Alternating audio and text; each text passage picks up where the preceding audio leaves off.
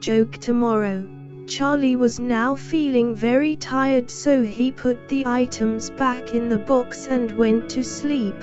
The next morning he was woken up by loud doors banging and prison officers on the wing shouting the word breakfast. "Wake up and get your breakfast." Charlie got ready and walked to the canteen to get his breakfast, but while he was walking he saw Reese. He then walked up to Reese to ask him a question, but Reese ran off saying, "I'm not allowed to talk to you. I am not about to get into trouble just for you and then be sold as a woman in the next auction." By the time Charlie could reply, Reese was gone. Charlie only wanted to ask him a question, but Reese was gone before he could even say anything. After getting his breakfast he went back to his cell to eat, but as soon as he got to his door the salesman and Purple were at his door waiting for him to arrive. He noticed they both had serious looks on their faces and both of their arms were folded. They both looked like they were ready for war. When Charlie got to the door he said hi to both men, but both men blanked him. Once all three men were in Charlie's cell, Charlie started smiling to try and break the tension in the room while saying to the salesman, "That was a funny joke that you played on me yesterday." The salesman and Purple both looked at each other in utter confusion while saying, "What joke?" Charlie replied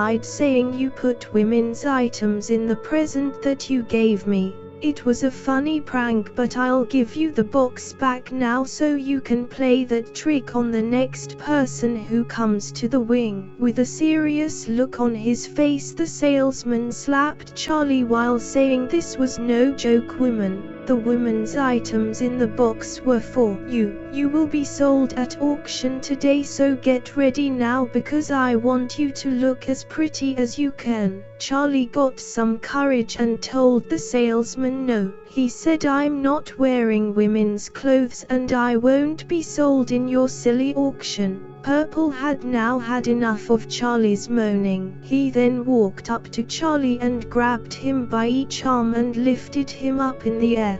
He then started squeezing his muscles while saying, "Woman, you will listen to the salesman." Purple was so strong it felt like Charlie was being squeezed by a vice. Charlie was now in pain, screaming up and down the cell while yelling, "Purple, stop, please. Please stop." After 5 minutes of squeezing Charlie's muscles, Purple finally stopped and put him down.